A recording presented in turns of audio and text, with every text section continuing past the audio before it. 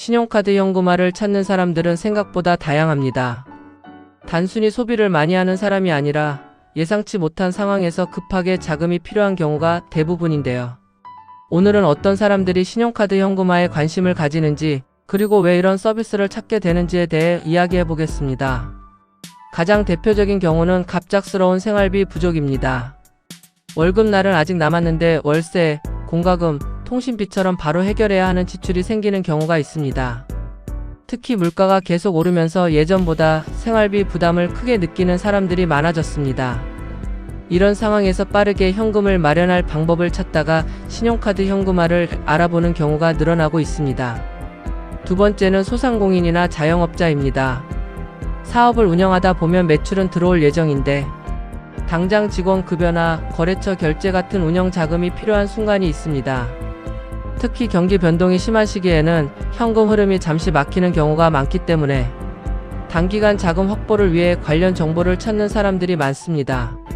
세 번째는 사회초년생입니다. 처음 독립하거나 직장 생활을 시작한 사람들은 예상보다 많은 고정 지출에 부담을 느끼는 경우가 많습니다. 보증금, 이사비용, 차량 유지비, 경조사 비용까지 한꺼번에 겹치면 월급만으로 감당하기 어려운 상황이 생기기도 합니다. 이럴 때 비교적 접근이 쉬운 방법을 찾다가 관심을 갖게 되는 것입니다.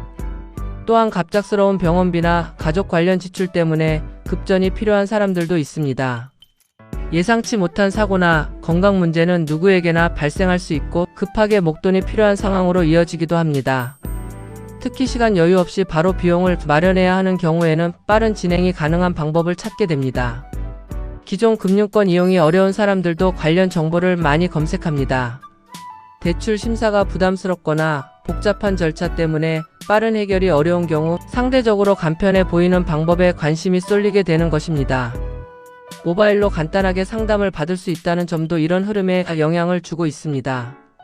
하지만 중요한 건 어떤 상황이든 충분한 확인과 신중한 판단이 필요하다는 점입니다.